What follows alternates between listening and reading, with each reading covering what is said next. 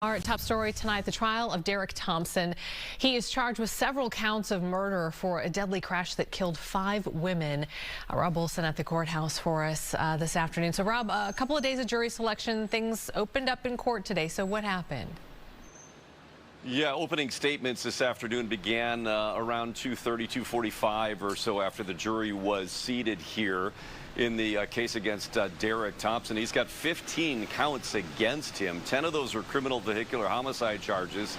There's 5 charges of third-degree murder that were added last fall that he's pled not guilty to all of them, but 3 charges for each of the 5 young women who were killed when their Honda Civic was just slammed into by a Cadillac Escalade that was going between 90 and 100 miles an hour. This is on Lake Street. This happened in June of 2023.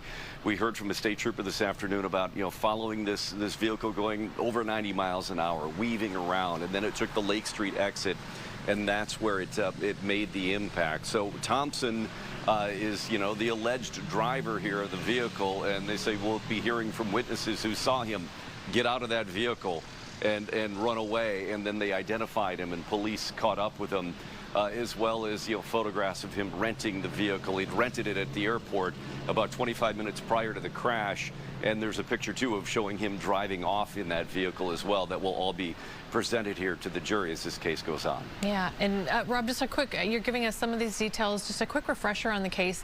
It was my understanding, speeding on an interstate, they were talking about 95 miles an hour, maybe even higher, and then exited into Minneapolis when this all happened.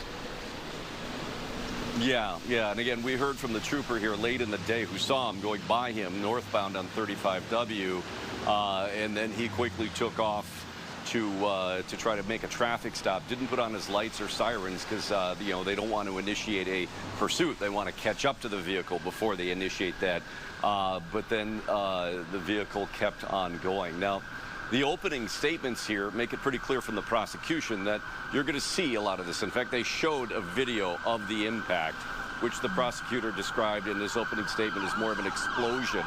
Showed that to the jury, and those in the gallery, you could hear this audible gasp, and a couple of people started crying here. A lot of friends and family of the 5 women who were killed were packed in that courtroom today.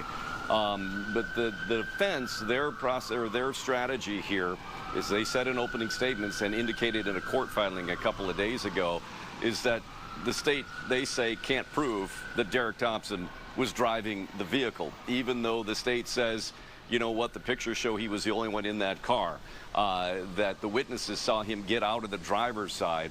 The defense is saying that there's other DNA in that vehicle, and that is Derrick Thompson's, one of his brothers.